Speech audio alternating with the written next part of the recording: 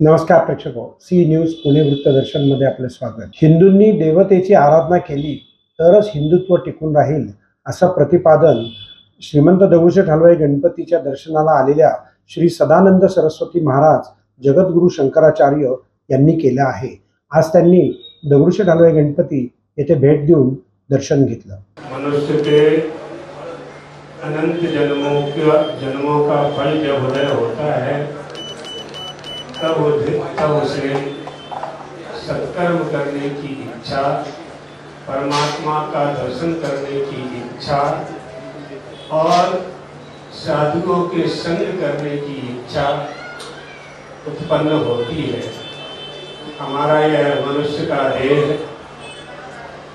अत्यंत दुर्लभ है और दुर्लभ इसलिए कहा गया है क्योंकि धर्म पालन की शक्ति परमात्मा ने 84 लाख शरीरों में केवल मनुष्य को प्रदान की है। मानसेषु महाराज धर्मा धर्म प्रवर्तकः, मनुष्य ही धर्म पालन कर सकता है और किसी में धर्म पालन करने की क्षमता नहीं है।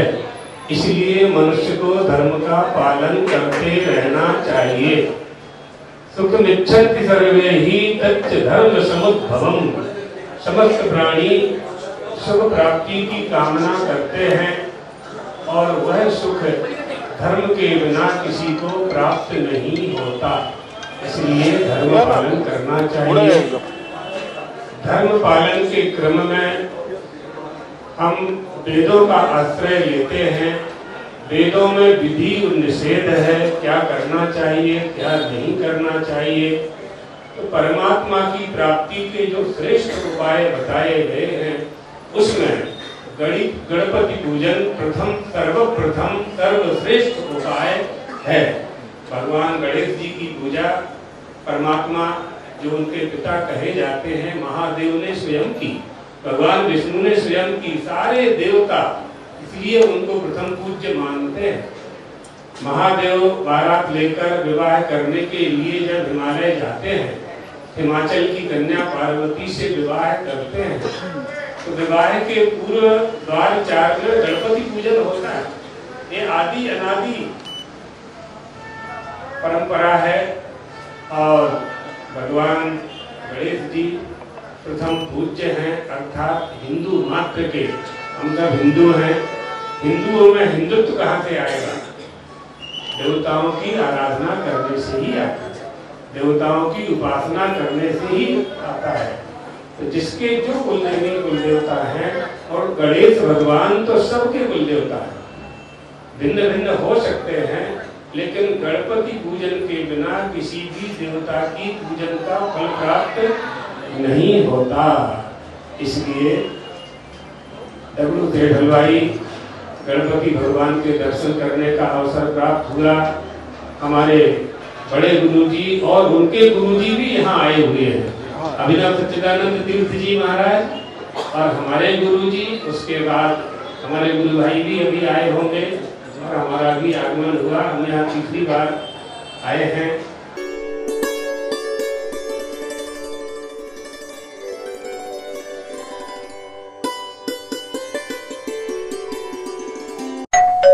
अहो उठा ना, ऑफिसला नाही का जायचं?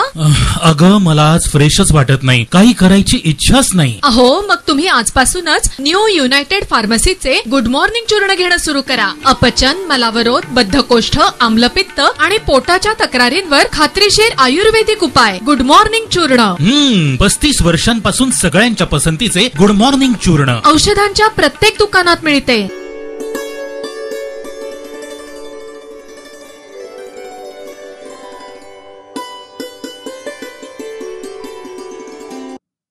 मतकर्तव्य केंद्राच्या 100 मीटर परिसरामध्ये मोबाईल वापरायला पूर्णतः बंदी आहे। असा मोबाईल पोलीस जप्तही करू शकतात।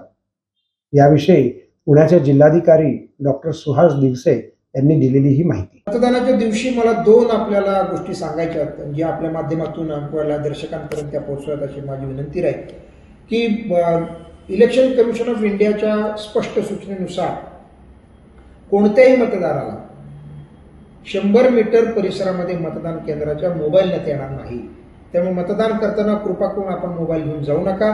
तो तुम्ही आपल्या गाडीमध्ये आपल्या कुटुंबियांकडे 100 मीटरच्या बाहेर तो ठेवा, जेणेकरून आपल्याला कुठलीही असुविधा निर्माण होणार नाही. कोणत्याही 100 मीटर परिसरामध्ये कुठलाही कॅमेरा, कुठले त्याच्यामधनं शूटिंग होऊ शकतं किंवा मोबाईल किंवा वायरलेस शस्त्र किंवा अशा प्रकारच्या कुठल्याही गोष्टी अलाउड नाही. आणि त्याच्यासाठी इव्हन फोटोग्राफी अलाउड नाही.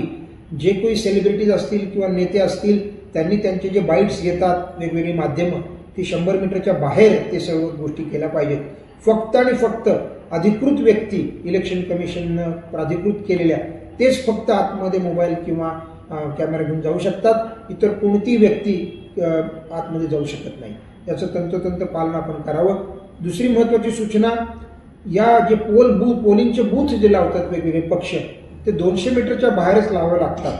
मात्र यावेळेला त्या बूथवर फक्त आणि फक्त 10 बाय 10चा तिथे आपल्याला तंबू टाकता येईल. आतमध्ये एक टेबल आणि 2 खुर्च्या. कुठल्याही प्रकारचा बॅनर, कुठल्याही प्रकारचं चिन्ह, कुठल्याही प्रकारचा झेंडा किंवा कुठल्याही प्रकारचं उमेदवाराचं फोटो असलेले किंवा चिन्हाचा फोटो असलेली चिठ्ठी सुद्धा ठेवता येणार नाही. पांढऱ्या कोऱ्या चिठ्ठ्यांवर आपल्याला ते देता येईल.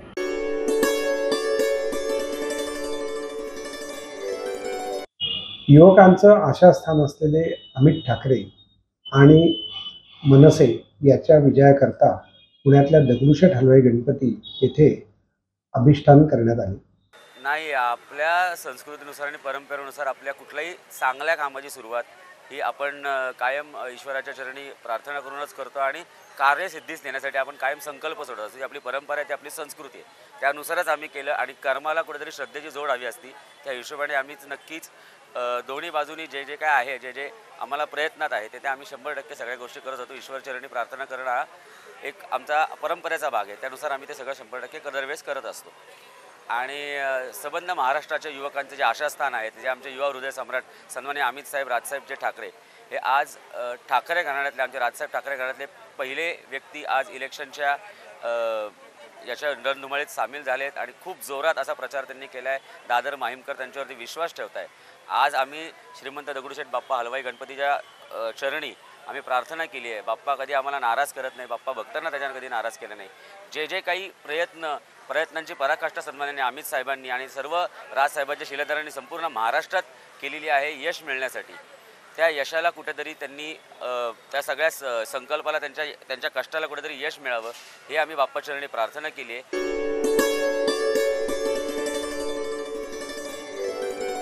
नमस्कार प्रेक्षक, सी न्यूज पुणे वृत्तदर्शनमध्ये स्वागत. होय मान्यवर, उद्या मतकर्तव्याचा दिवस. संध्याकाळी 6 वाजेपर्यंत आपण मतकर्तव्य बजावू शकता. तेव्हा आपल्या परिचयातले, आपल्या सोसायटीतले, आपल्या घरातले मित्र, नातेवाईक, आपले मंडळाचे कार्यकर्ते या सगळ्यांना मतकर्तव्याला प्रोत्साहित करा आणि मतकर्तव्य केल्यानंतर त्यांचं अभिनंदनही करा. पुणे वृत्तदर्शनची ही मोहीम आता चांगलीच देशभर गाजू लागली आहे. तेव्हा मतकर्तव्य हेच आपलं आद्य कर्तव्य उद्याच्या दिवशी. पाहत रहा सी न्यूज पुणे वृत्तदर्शन.